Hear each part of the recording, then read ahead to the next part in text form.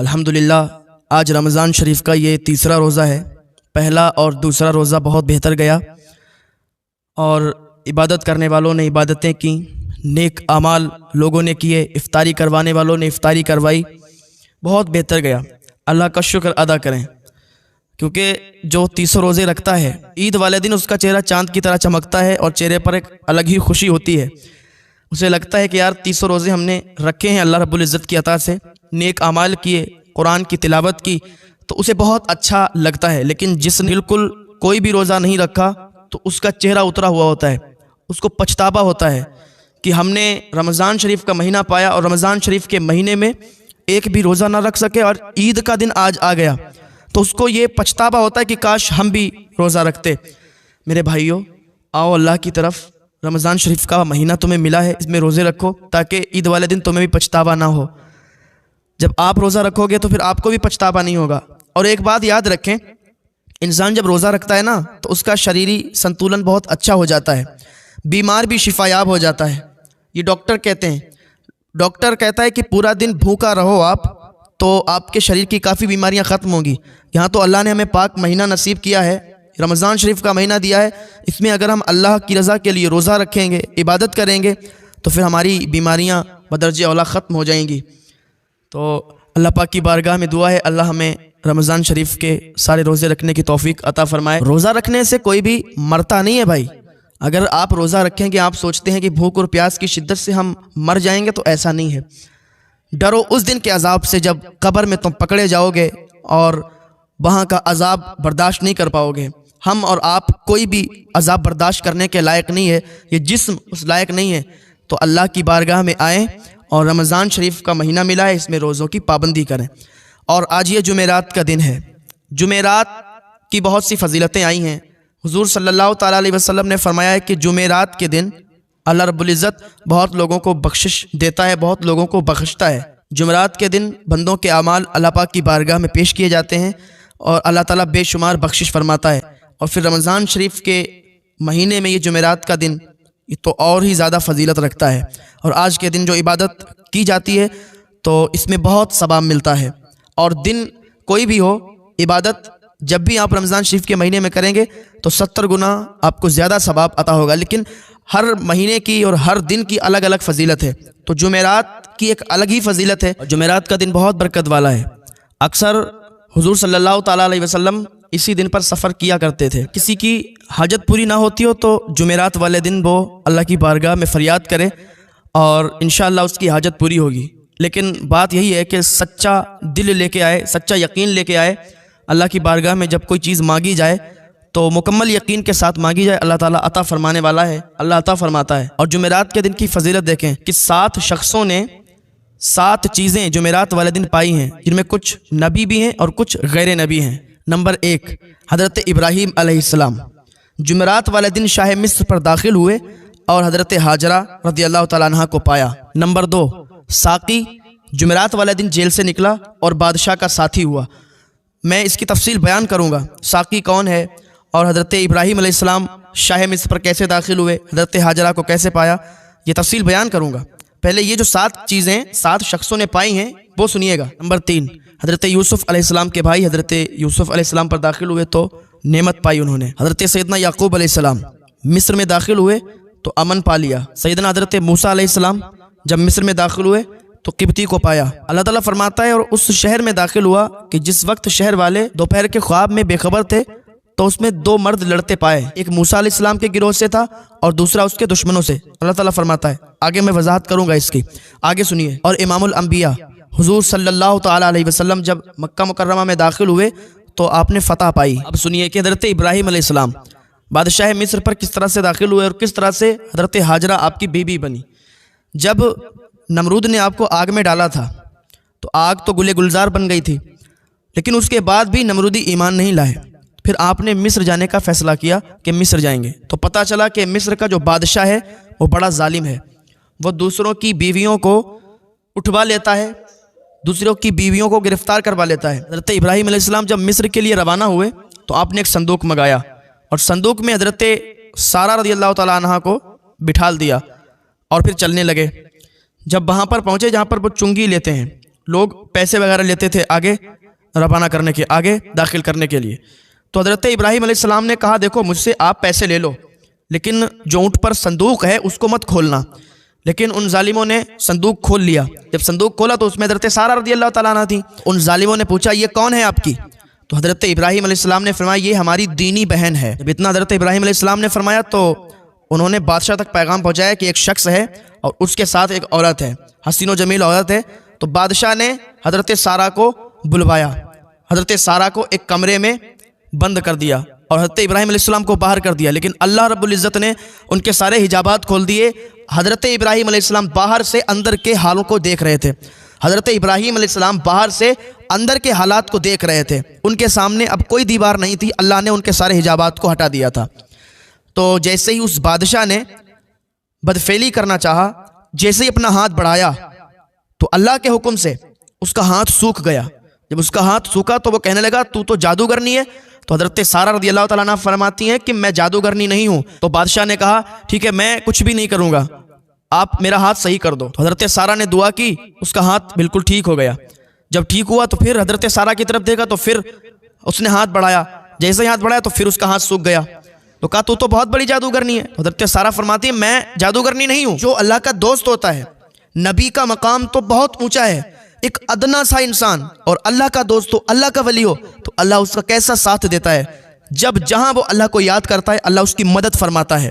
تو حضرت ابراہیم علیہ السلام کی بیوی تھی، حضرت ابراہیم علیہ السلام کی اہلیہ تھی، تو اللہ کیوں نہ مدد فرماتا۔ تو جب پھر حضرت سارہ نے دعا کی تو اس کا ہاتھ ٹھیک ہو گیا، لیکن تھوڑی دیر کے بعد اس نے پھر ہاتھ بڑھایا تو اب پورا جسم سوکھ گیا۔ تو اس نے کہا کہ میرے لیے دعا کرو، اب میں ایسا کچھ نہیں کروں گا۔ حضرت سارہ نے اللہ کی بارگاہ میں دعا کی تو وہ بالکل ٹھیک ہو گیا۔ پھر اس بادشاہ نے حضرت ابراہیم علیہ السلام کو بلایا اور کہا سنو آپ بہت نیک ہو، ہماری ایک بیٹی ہے اس کا نام ہاجرہ ہے، آپ اس کو اپنے نکاح میں لے لو۔ تب حضرت ابراہیم علیہ السلام نے حضرت ہاجرہ رضی اللہ تعالیٰ عنہ کو اپنے نکاح میں لیا اور یہ پھر حضرت ابراہیم علیہ السلام کی اہلیہ بنی۔ حضرت ابراہیم علیہ السلام کے بیٹے جو حضرت ہاجرہ سے ہیں ان کا نام اسماعیل ہے، اسماعیل علیہ السلام۔ اور میں نے بیان کیا تھا نا کہ ساقی قید خانے میں داخل ہوا۔ اب یہ کون ہے؟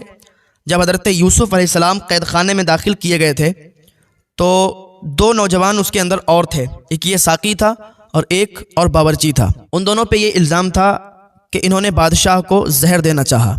جب حضرت یوسف علیہ السلام قید خانے کے اندر داخل ہوئے گئے تو آپ نے اپنے علم کا ظہور کرنا شروع کر دیا اور کہا کہ میں خوابوں کی تعبیر بتانا جانتا ہوں، میں خوابوں کی تعبیر بتا دوں گا۔ تو ان دونوں نوجوانوں نے کہا کہ ٹھیک ہے ہم اپنے اپنے خواب آپ کو بتاتے ہیں، آپ ہمیں خواب کی تعبیر بتائیے۔ تو ساقی نے اپنا خواب بیان کیا کہ میں خواب دیکھ رہا ہوں کہ میں شراب کو نچوڑ رہا ہوں۔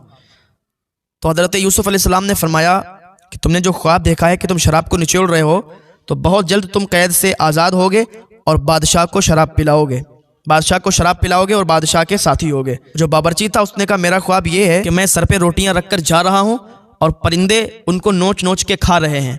تو حضرت یوسف علیہ السلام نے فرمایا کہ میں دیکھ رہا ہوں کہ بہت جلد بادشاہ تجھے سولی پر چڑھا دے گا اور تیرے بھیجے کو، تیرے دماغ کو پرندے نوچ نوچ کر کھائیں گے۔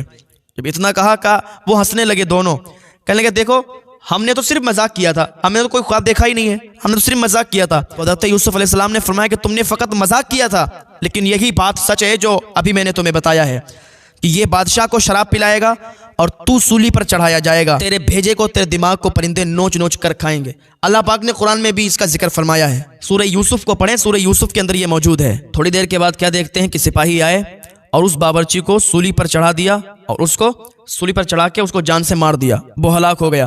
اب ذرا غور کریں کہ جو بادشاہ کی نافرمانی کرتا ہے، بادشاہ کی بات نہیں مانتا ہے تو اس کو سولی پر چڑھا دیا جاتا ہے، اس کو مار دیا جاتا ہے۔ اور جس نے ساری کائنات بنائی، جو نظام چلانے والا ہے، زمینوں پر بھی جس کا قبضہ ہے، آسمانوں پر بھی جس کا قبضہ ہے، کائنات پر جس کا قبضہ ہے، اور یہ جس نے بنائی ہے دنیا، آج اس کی بندہ نافرمانی کرتا ہے تو ذرا سوچو پھر اس کا انجام کیا ہوگا۔ کہ جس نے دنیا میں لوگوں کو پیدا کیا، ملک بنائے اور ہر ملک کا الگ الگ بادشاہ مقرر کیا، تو اس بادشاہ کی اگر کوئی نافرمانی کرتا ہے تو وہ بادشاہ اسے سولی پر چڑھا دیتا ہے. تو جو اللہ کی نافرمانی کرتا ہے، جو اللہ سے بغاوت کرتا ہے، تو پھر اللہ اس کے ساتھ کیا انجام کرے گا؟ ذرا یہ سوچا کریں، ذہن میں لایا کریں، اپنے گریبان میں جھانکا کریں کہ ہم کر کیا رہے ہیں، اللہ کے سامنے کیسا منہ لے کے جائیں گے. پھر تھوڑے دنوں کے بعد جب ساقی کو جیل سے سپاہی آزاد کرنے لگے، رہا کرنے لگے، تو حضرت یوسف علیہ السلام نے فرمایا کہ سن، تو رہا ہو رہا ہے، جا کے بادشاہ سے کہنا، میرے بارے میں بھی بتانا کہ میں یہاں پر ہوں، میں نے کوئی جرم بھی نہیں کیا ہے، میں بغیر جرم میں یہاں قید ہوں، ذرا جا کے بادشاہ سے کہنا. اتنا کہا تھا حضرت یوسف علیہ السلام نے کہ ادھر پہاڑوں میں زلزلہ آ گیا، فرشتوں میں شور برپا ہو گیا. حضرت جبریل علیہ السلام حضرت یوسف علیہ السلام کے پاس آئے. جبریل علیہ السلام نے فرمایا کہ اللہ تعالیٰ فرماتا ہے کہ حضرت یعقوب علیہ السلام کے دل میں تمہاری محبت کس نے ڈالی؟ تو حضرت یوسف علیہ السلام نے کہا اللہ رب العزت نے. پوچھا تمہیں تمہارے بھائیوں سے کس نے نجات دی؟ کہا میرے رب نے. کہا کنویں کی گہرائی میں تمہاری حفاظت کس نے کی؟ کہا میرے رب نے. پھر زلیخا کے ہاتھ سے کس نے بچایا؟ کہا میرے رب نے. حضرت جبریل علیہ السلام فرمانے لگے یوسف، اللہ پاک نے اتنے احسان تجھ پر کیے، اتنے احسان کیے، تو پھر تم نے اپنے رب میں کون سی عاجزی دیکھی؟ دوسرے کے سامنے طلبگار ہوئے، دوسرے سے مدد کے طلبگار ہوئے. اے یوسف، تمہارے جد امجد حضرت ابراہیم علیہ السلام نے جب نار نمرود میں جا رہے تھے، نمرود نے آگ میں ڈالا تھا، تب انہوں نے جبریل سے بھی مدد نہیں چاہی تھی، جبکہ ان کے پاس آ کے کہا تھا کیا کوئی حاجت ہے؟ تو انہوں نے کیا بولا تھا؟ حاجت تو ہے مگر تم سے نہیں، حاجت تو ہے تم سے نہیں ہے، اللہ پاک سے ہے. تم قید خانے میں صبر نہیں کر سکے اور بادشاہ سے مدد کے طالب ہو گئے. یہ سنتے ہی حضرت سیدنا یوسف علیہ السلام سجدے میں گر گئے، اللہ کی بارگاہ میں فریاد کرنے لگے، اے میرے پاک پروردگار عالم، اے میرے رب، مجھے سیدنا حضرت اسماعیل علیہ السلام، حضرت ابراہیم علیہ السلام، حضرت اسحاق علیہ السلام، حضرت یعقوب علیہ السلام کے صدقے میں معاف فرما دے. حضرت جبریل علیہ السلام حاضر ہوئے کہ اللہ فرماتا ہے کہ تمہیں معاف کیا گیا ہے، اللہ نے تمہیں معاف فرما دیا ہے. اور میں نے بیان کیا تھا کہ حضرت موسیٰ علیہ السلام کا مصر میں داخل ہونا اور قبطی کو پانا.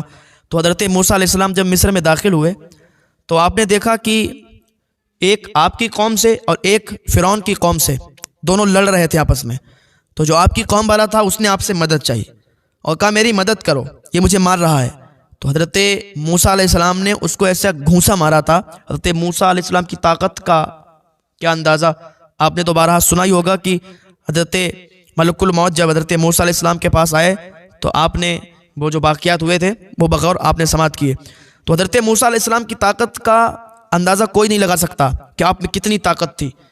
آپ نے ایک ایسا گھونسا مارا کہ وہ قبطی جو تھا، وہ فرعونی جو تھا، وہ زمین میں گرا اور مر گیا. جب زمین میں گر کے مر گیا تو پھر حضرت موسیٰ علیہ السلام تو مارنا نہیں چاہتے تھے اسے، لیکن آپ کے ایک گھونسے سے وہ تاب نہ لا سکا، اس نے برداشت نہیں کر پایا اور وہ مر گیا. تو آپ نے اس کو وہیں پر مٹی سے اوپر مٹی ڈال دی، اس کو وہیں پر دفن کر دیا. اب حضرت موسیٰ علیہ السلام نکل گئے. اب جب فرعون کو پتا چلا کہ ہماری گروہ سے ایک آدمی کو مار دیا گیا ہے تو اس نے اپنے سپاہی دوڑا دیے کہ پتہ لگاؤ کہ کس نے مارا ہے، لیکن کوئی پتہ نہیں لگا سکا. حضرت موسیٰ علیہ السلام نے مارا تھا لیکن کسی کو معلوم ہی نہیں تھا. حضرت موسیٰ کی قوم کے اس آدمی کو معلوم تھا کہ جو اس سے لڑ رہا تھا. تو نہیں جب پتہ لگا تو معاملہ ٹھنڈا پڑ گیا. ایک دن پھر حضرت موسیٰ علیہ السلام راستے سے گزر رہے تھے تو پھر وہی انسان ایک دوسرے فرعونی سے لڑ رہا تھا. تو حضرت موسیٰ علیہ السلام فرمانے لگے تیرے پاس اور کوئی کام نہیں ہے؟ تو جدھر جاتا ہے میں دیکھتا ہوں کہ تو لڑتا ہوا نظر آتا ہے. تو حضرت موسیٰ علیہ السلام اس پر تھوڑا ناراض ہوئے، لیکن وہ یہ سمجھا کہ یہ مجھ پر ناراض ہوئے، اب یہ مجھے ماریں گے. تو وہ سمجھا کہ اب میری خیر نہیں، اب مجھے بھی یہ مار ڈالیں گے یا مجھے بھی گھونسا ماریں گے. حالانکہ حضرت موسیٰ علیہ السلام اس کو مارتے نہیں، اس کو ڈانٹ رہے تھے کہ جدھر بھی دیکھتا ہوں کہ تو لڑتا ہوا نظر آتا ہے. جب وہ ڈر گیا تو کہنے لگا آپ مجھے مت ماریے، آپ مجھے بھی ویسے ہی مارنا چاہتے ہیں جیسے آپ نے اس قبطی کو مارا تھا، اس فرعونی کو مارا تھا، وہ مر گیا ایک ہی گھونسے میں، آپ مجھے مت ماریے. جیسے ہی اتنا اس نے کہا تو وہ جو فرعونی لڑ رہا تھا اس نے دوڑ لگا دی، بھاگا اور فرعون کے پاس گیا. کہا تمہیں معلوم ہے ہماری گروہ سے جو ایک آدمی مارا گیا تھا وہ کس نے اس کو مارا تھا؟ فرعون بولا کس نے مارا تھا؟ کہا موسیٰ نے مارا تھا.